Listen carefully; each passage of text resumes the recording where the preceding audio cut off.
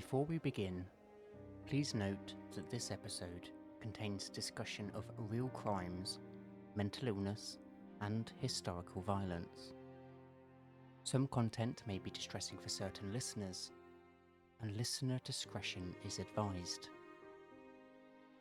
This podcast is created for educational and reflective purposes, not to glorify crime or tragedy, but instead to understand the stories, the people, and the darker parts of human history that still echo today. Now, before we begin tonight's episode, I want to take a moment to dedicate this story to a friend, someone who believed in this podcast as much as I do. This person has known every version of me, which, in relation to this story, seems relevant. They've known the good, the bad, and unfortunately the ugly. And as we start this episode, it is a reminder that all of us, no matter who we are, experience darkness. But it's also a reminder that the ones around us who help us to see the light.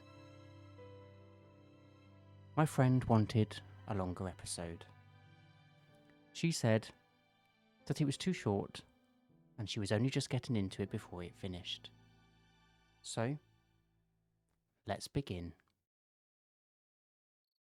Hello and welcome to this special bonus episode of Beyond Haunted UK. Tonight on Halloween, we step into a story that isn't just about horror, but about the fragile line between devotion, delusion, and decay. This is the story of Ed Gein, the man who haunted the quiet farmlands of Plainfield in Wisconsin, and whose crimes would go on to shape some of the most infamous horror icons in film history.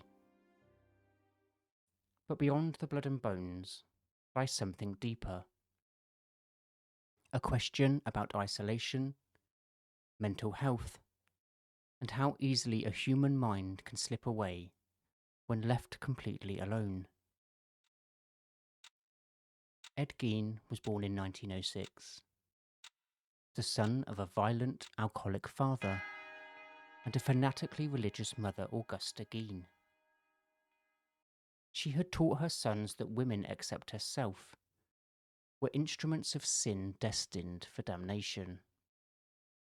Ed believed her completely, and when his father died, and later his brother under suspicious circumstances, it was just Ed and Augusta left. She became his world, his God, and his reason for being. When she died in 1945, Ed's reality collapsed. He sealed off her rooms, preserving them like a shrine, totally untouched. The dust settled like holy ash, and in the rest of the house, the darkness took root. To the people of Plainfield, Ed was odd but harmless. A quiet handyman who fixed things and minded his own business. But behind those closed doors, Ed Gein's grief had curdled into something unspeakable. He began digging up graves from the local cemetery of women who reminded him of his mother. He would bring their remains home, crafting masks and trophies, attempting to recreate the only person he had ever loved.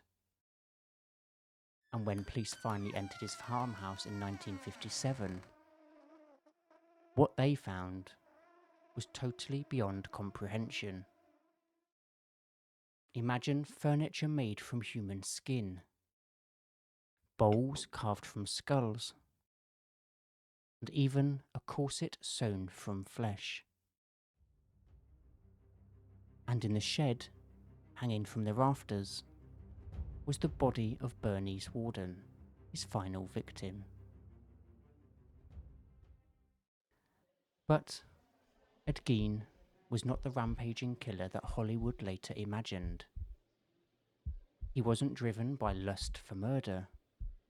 He was driven by a longing to fill the void his mother left behind. Psychiatrists later diagnosed him with schizophrenia, and he was declared legally insane. He then spent the rest of his life in mental institutions, where nurses described him as calm, polite, and shockingly, even gentle. It does raise a question that still chills us. How many so-called monsters are born from untreated illness, from neglect, isolation, and the failure to understand the mind before it fractures? The crimes of Ed Gein became the blueprint for horror. Norman Bates in Psycho, Leatherface in the Chainsaw Massacre, and Buffalo Bill in The Silence of the Lambs. Each character carried echoes of Plainfield. The isolation, the fixation on the mother, and the madness hidden in plain sight. But here's the darker truth. It wasn't just filmmakers who became obsessed. The world did. Ed became folklore, a celebrity of horror long before Netflix or true crime podcasts. People travelled to see the crime scene. They collected fragments, brought relics, and they turned tragedy into curiosity. One of the most infamous relics of Ed Gein's twisted world still exists today. His cauldron. This black iron pot was once used to boil human remains, and it is now displayed at Zach Bagan's Haunting Museum in Las Vegas. When we visited the museum ourselves in September, we stood inside a chilling recreation of Ed Gein's barn, the very place where unspeakable acts unfolded. And there it was, the cauldron. Now, standing before it, you couldn't help but feel the weight of what it once held. Maybe heavy, even unspoken energy that seemed to cling to the air. I found myself still wondering, does the energy still linger? Does it transfer in some small way to those who stare into its basin searching for meaning? Or simply trying to understand how something so ordinary can hold such darkness? Maybe it was my imagination. Or maybe objects really do absorb the energy of what they've witnessed. And maybe some of those echoes never truly fade. In the 1950s, Ed Gein was an anomaly. A small-town recluse who shocked America. But today his story feels disturbingly familiar. We live in a world that documents every dark detail, where serial killers trend on TikTok, and where mental illness is both stigmatized and sensationalized. It makes you wonder, if Ed Gein were alive today, would we treat him as a patient?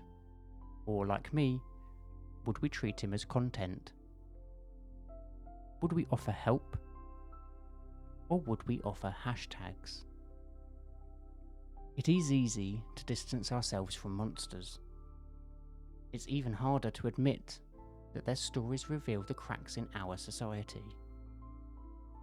The isolation, the trauma, and the untreated pain that festers unseen. Now, Ed Gein wasn't born a legend. He was made by neglect, fear, and a mind that was never truly understood. As the decades pass, Plainfield's farmhouse has long since been torn down, the ashes scattered, and the earth reclaimed. But the story of Ed Gein remains, not just as a horror tale, but as a warning. Behind every monster, there is a human being who broke.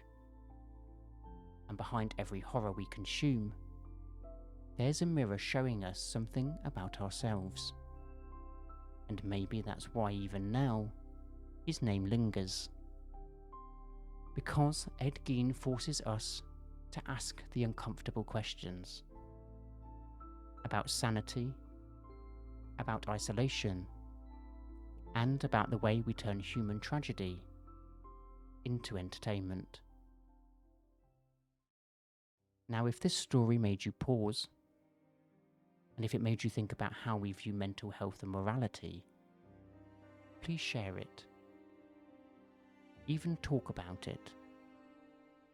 Because that is how darkness loses its power. When we finally stop glorifying it, and we start understanding it. Thank you for listening to Beyond Haunted UK. This was Ed Gein, the Butcher of Plainfield. And as always, keep the lights on.